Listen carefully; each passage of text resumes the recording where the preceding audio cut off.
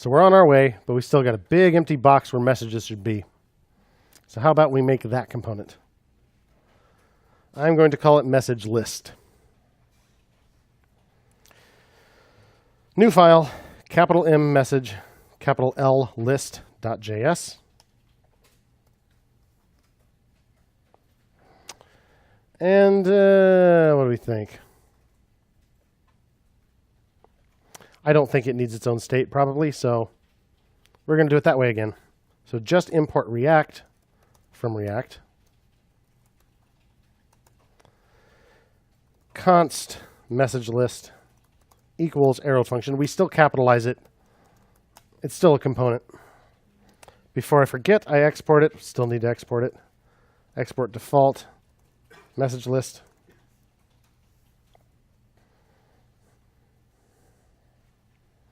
And we don't need a render method, but we still need to return some JSX. So I'll make something with a class of message list. I can put message list in here real quick just to make sure that much works.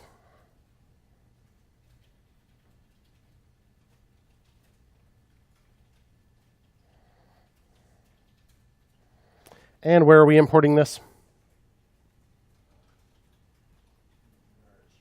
Chat, yeah. So I will import message list from / message list. And under chat header, I will just put a tag for that.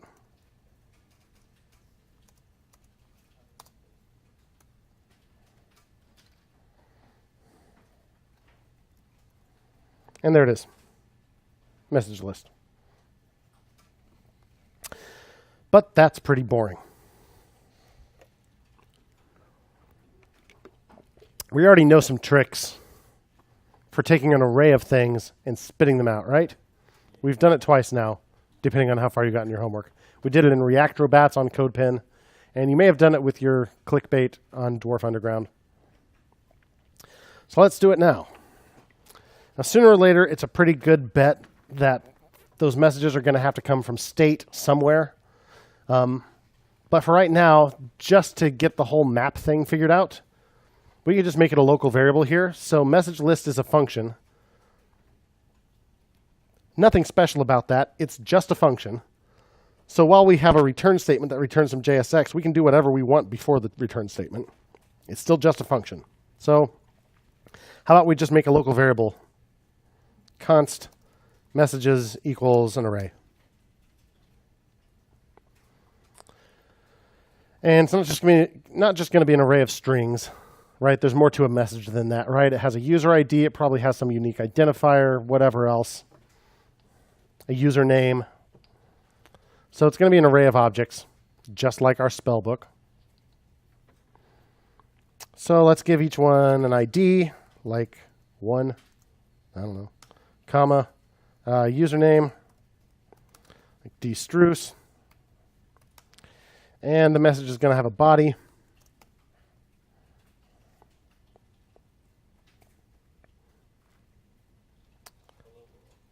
No, you do better than that.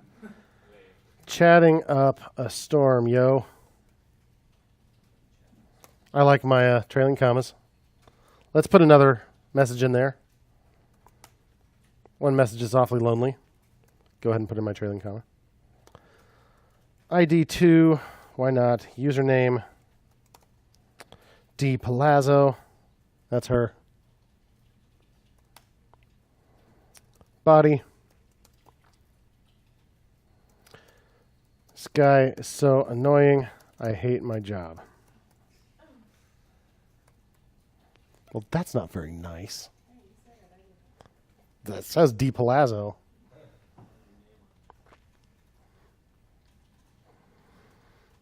So, we can spit these on the screen. We know how to do this, right?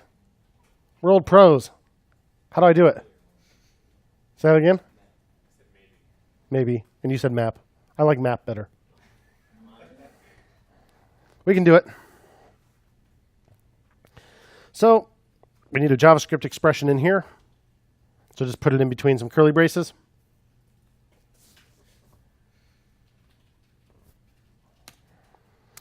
And my array is just messages. It's not this.state.messages. It's just a local variable.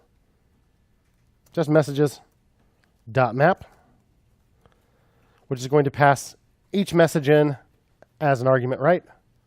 I'll abbreviate that MSG because we're going to be using the word message a lot on this line. So MSG, not to be confused with monosodium glutamate. And then we have our function, which just needs to return some dang JSX. So how about we return a div with the message username and body in there.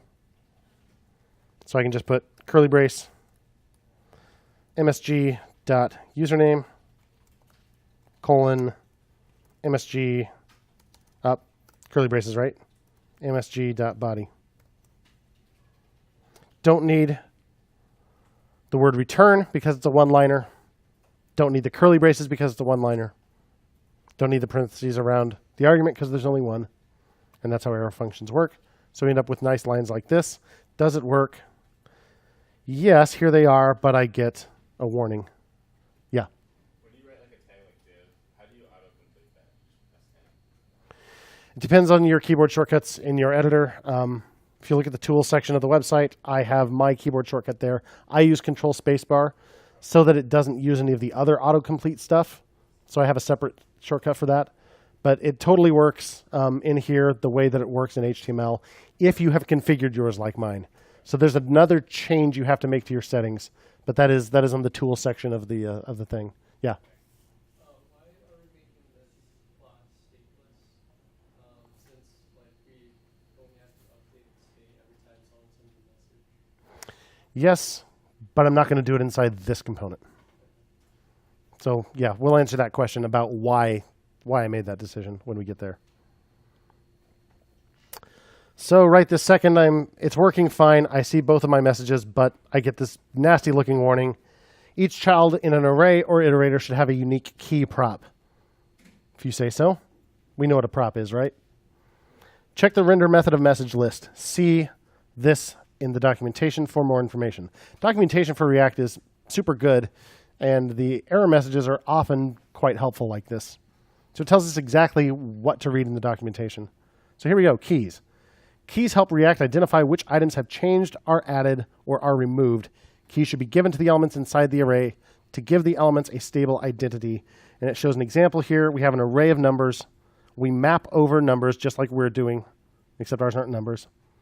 And then it has an LI for each one, and it gives it a prop called key, and it has that number as a string.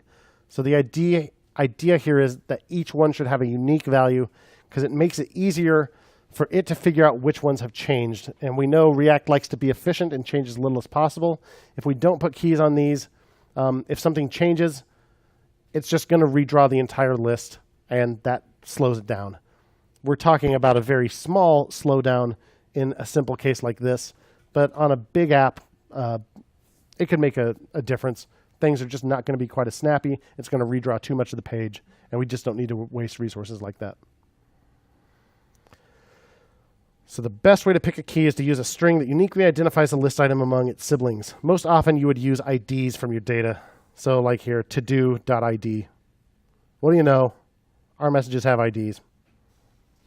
So how about in this div right here, we just add a prop called key equals curly braces msg.id. Seems like it ought to do it. This line's getting pretty long.